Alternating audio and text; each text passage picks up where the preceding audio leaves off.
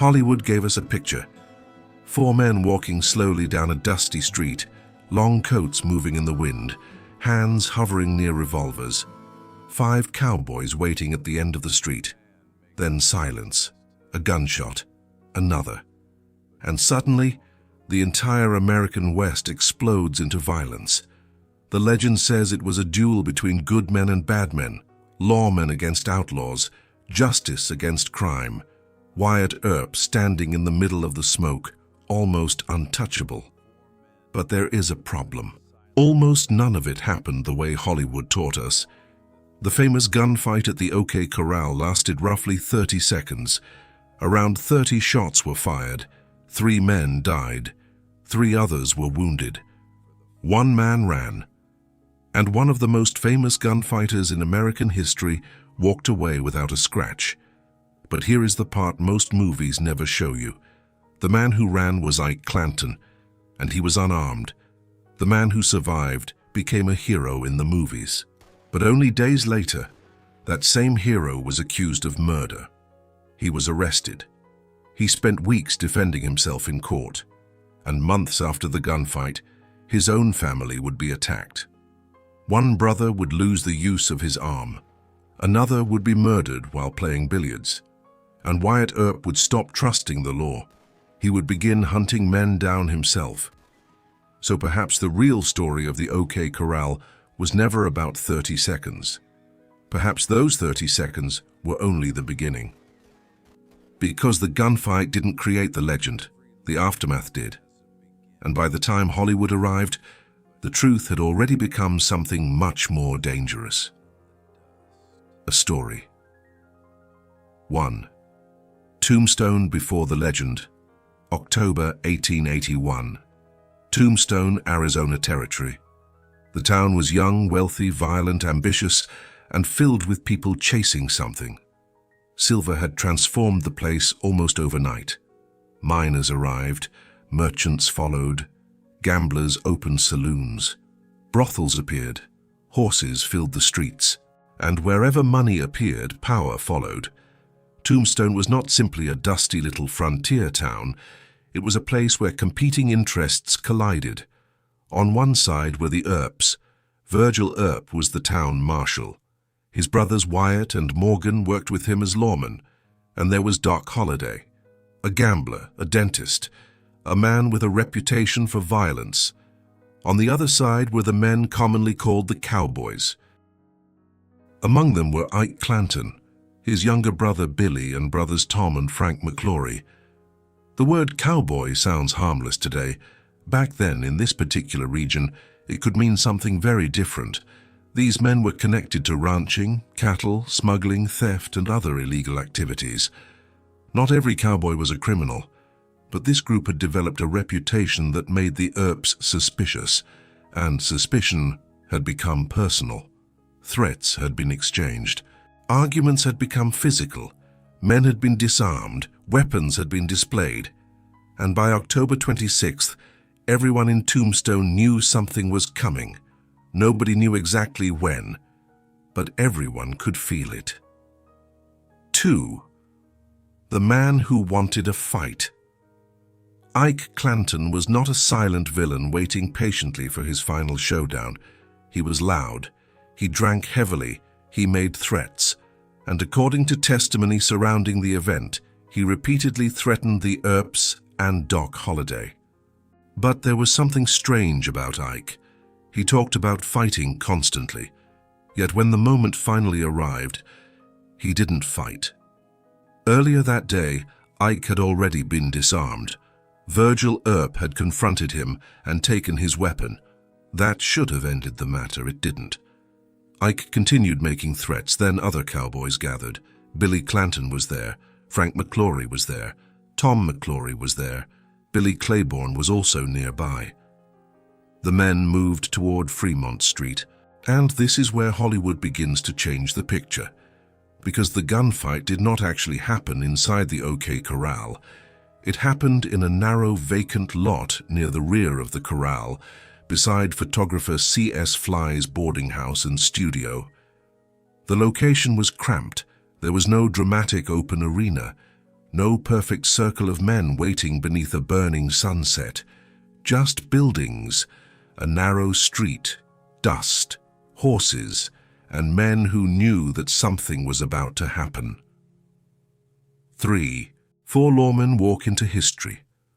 Wyatt Earp had a decision to make. The cowboys were believed to be carrying weapons in violation of Tombstone's ordinance. His stated intention was to disarm them, not to start a gunfight. That distinction would become extremely important later. Virgil gathered his brothers, Wyatt, Morgan, and Doc Holliday. 4 men. They moved toward the cowboys. And somewhere between one side of Fremont Street and the other, the future of the American West changed.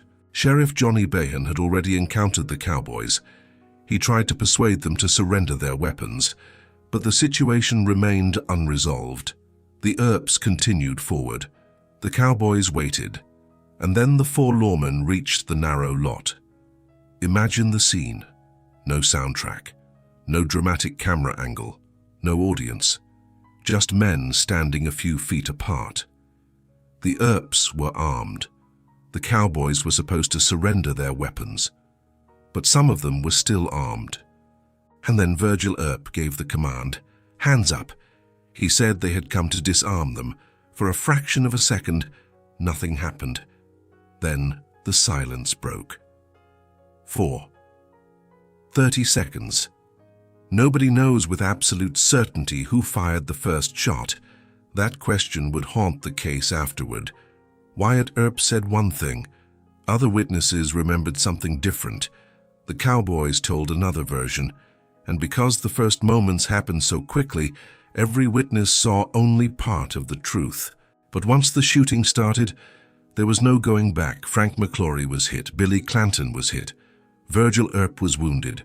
Morgan Earp was wounded. Doc Holliday was grazed. And in the middle of the chaos, Ike Clanton ran. Think about that. The man who had spent the day threatening the Earps was suddenly running away from them. And according to testimony, Ike reached Wyatt Earp and declared that he was unarmed and did not want to fight. Wyatt allowed him to leave. That detail would later become one of the most important pieces of evidence in Wyatt's defense, because if the Earps were simply executing 5 helpless men, why didn't they kill Ike? He was right there. He was unarmed, and he escaped alive. Meanwhile, Billy Clanton kept fighting. Frank McClory kept fighting. The McClory brothers and Billy Clanton were struck down. Tom McClory was dead. Frank McClory was dead. Billy Clanton was dying. And then, silence. The whole thing was over. Approximately 30 seconds. 30 seconds that would become one of the most famous moments in American history. Hollywood would later stretch that moment into an epic, but reality was faster, messier, and far less certain. 5. The man who ran. There is a strange irony in the story of Ike Clanton. Before the gunfight, he had built his reputation by threatening violence. After the gunfight, he became one of the men accusing the Earps of murder, and he had something powerful on his side. The dead could not tell their version of the story. Ike could. Only 3 days after the gunfight, Ike Clanton filed murder charges against Wyatt Earp, his brothers, and Doc Holliday. Suddenly, the story changed. The Earps were no longer simply lawmen who had survived a shootout. They were defendants. Wyatt Earp was no longer standing in the smoke as a Western hero. He was fighting for his freedom. And this is where the Hollywood version becomes particularly misleading, because the real battle was not over. It had just moved from the street into a courtroom. 6. Wyatt Earp on trial. Imagine the headlines. 3 men were dead. The lawmen had fired the shots. And now the question was simple. Were the Earps heroes or murderers? Wyatt Earp and Doc Holliday were arrested. The preliminary hearing became a major public spectacle. For roughly 30 days, witnesses testified. Men described what they had seen.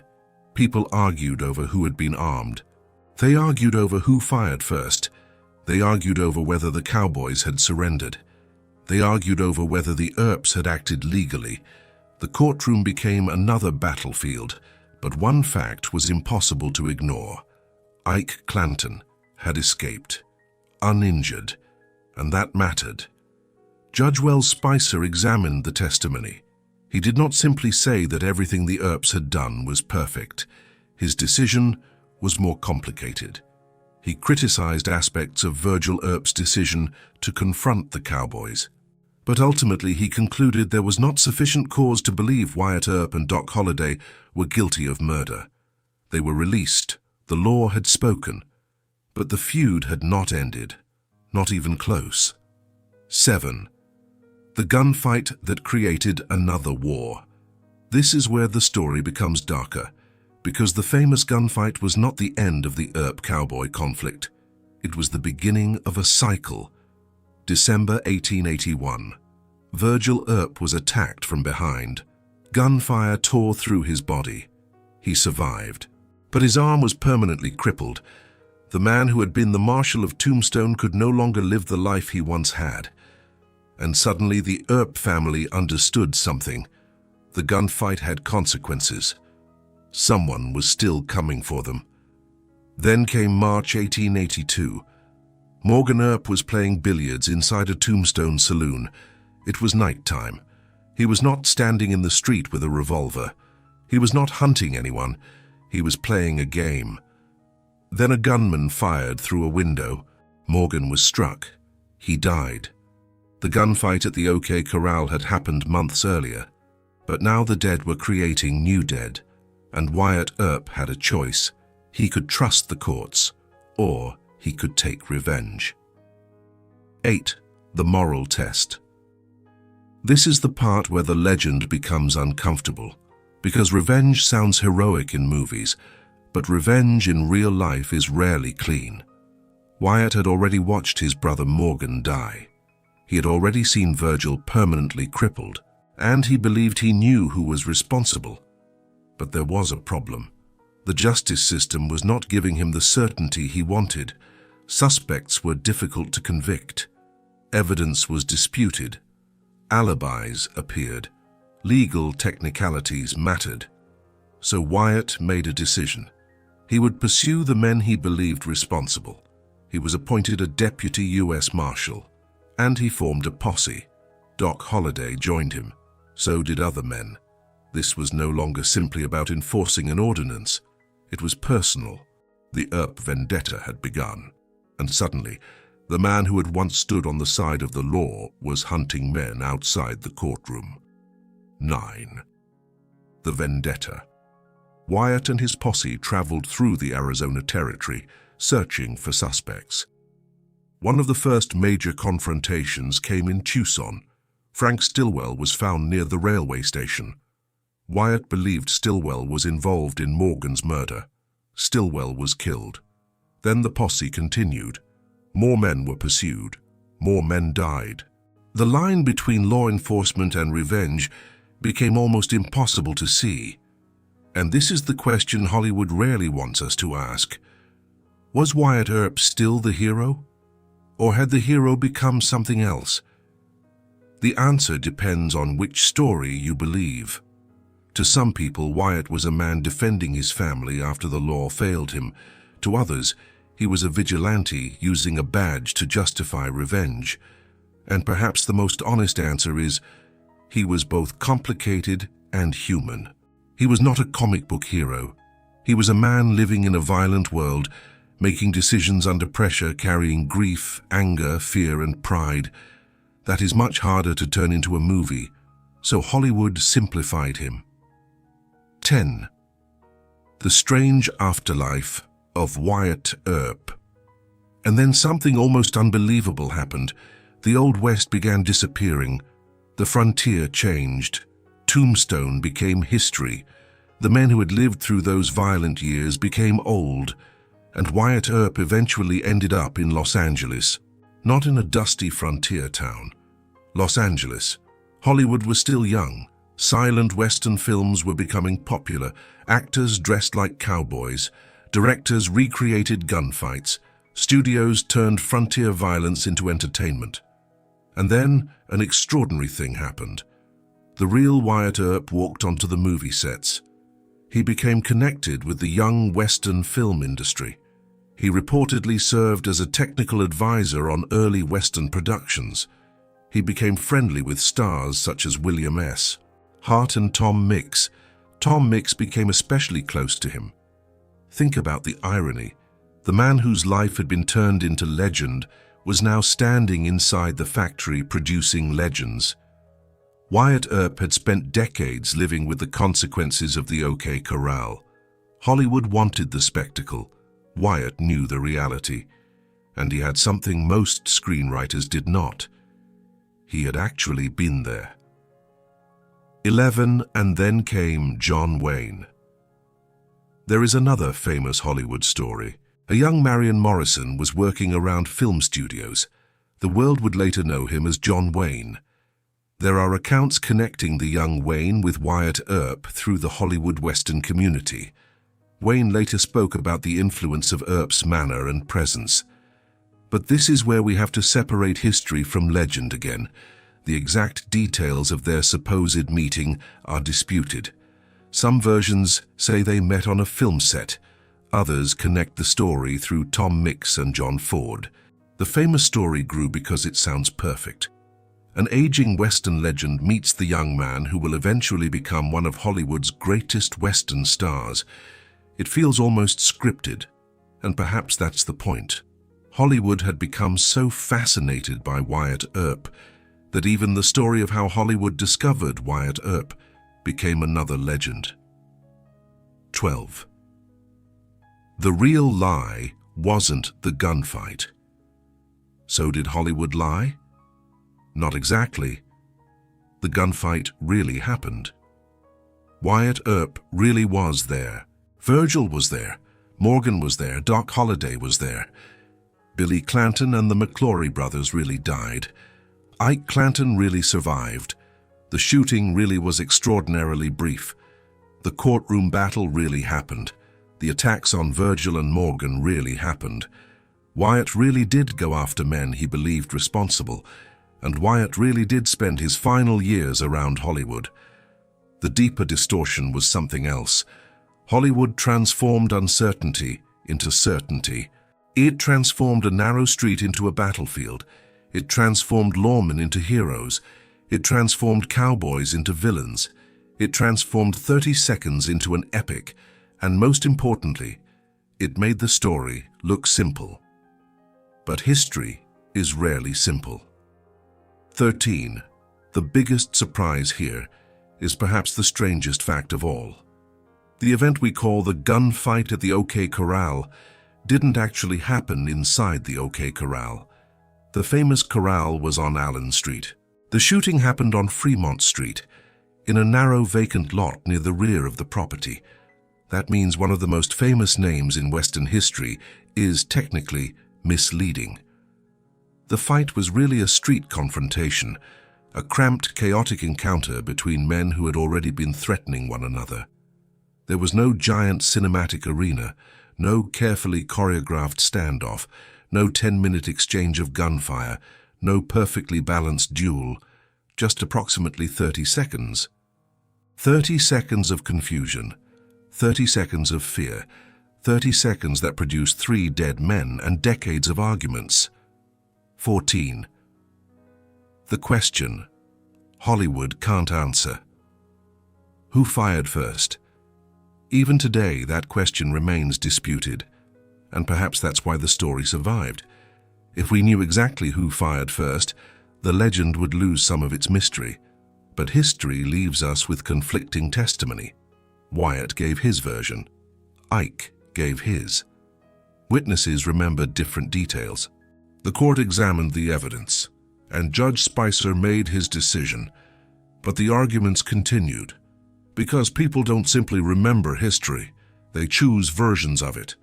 Some wanted Wyatt Earp to be a hero. Some wanted him to be a murderer. Some wanted the cowboys to be villains. Others believed the Earps abused their authority, and Hollywood eventually chose the version that made the best movie, the version with heroes, villains, guns, dust, and a final showdown. But real history refused to stay inside those boundaries. 15. The man behind the myth. Wyatt Earp died in Los Angeles on January 13, 1929. He was 80 years old. He had survived Tombstone. He had survived the Vendetta. He had survived decades of gambling, traveling, business ventures, personal conflicts, and changing America. But he never became the larger-than-life movie character we know today while he was alive. That came later. After his death, stories grew. Books appeared. Movies followed, and the legend became larger than the man. In 1931, Stuart Lake published Wyatt Earp, Frontier Marshal. That book helped establish the heroic image that would influence generations of Western storytelling. Then Hollywood took over. The story became bigger. The gunfight became longer. The characters became simpler. The good guys became good. The bad guys became bad. And Wyatt Earp became something history rarely allows a real person to become. A myth. 16. Epilogue. 30 Seconds That Never Ended, October 26, 1881. 30 seconds, that is all it took. 30 seconds for 3 men to die. 30 seconds for 3 others to be wounded. 30 seconds for Ike Clanton to run. 30 seconds that would send the surviving Earps into court, then into another round of violence, then into revenge, then into legend, and eventually into Hollywood. The strange thing about the OK Corral is that the gunfight itself was almost insignificant compared with everything that followed. The courtroom, Virgil's ambush, Morgan's murder, the vendetta, the killings, the escape from Arizona, Wyatt's later life, and finally, the movies. The 30 seconds were only the spark. The fire burned for decades, so perhaps the real lesson isn't that Hollywood lied. Perhaps the lesson is more fascinating. Hollywood discovered something history already knew. People don't always remember what happened. They remember the story that survives. And Wyatt Earp understood that better than almost anyone. He lived long enough to watch the Wild West become a memory. Then he walked into Hollywood and watched America turn that memory into entertainment. The irony is almost perfect. The real Wyatt Earp spent his life trying to control the story of what happened in Tombstone. Hollywood eventually took that story out of his hands and turned 30 seconds into an immortal legend. But if you strip away the music, the slow-motion gunshots, the dramatic silhouettes, and the impossible accuracy of movie revolvers, what remains? 4 lawmen, 5 cowboys, a narrow street, a handful of weapons, a disputed first shot, 1 unarmed man running for his life, 3 bodies on the ground, and a courtroom waiting to decide whether the men who fired those guns were heroes or killers. That is the real mystery of the OK Corral. Not who looked coolest with a gun, not who won, but how 30 seconds of violence became one of the greatest myths in American history. And perhaps the most surprising part is that the legend didn't begin when Hollywood filmed it. It began the moment the shooting stopped, because from that moment forward, everyone had a version of the truth, and every version needed a hero. The end.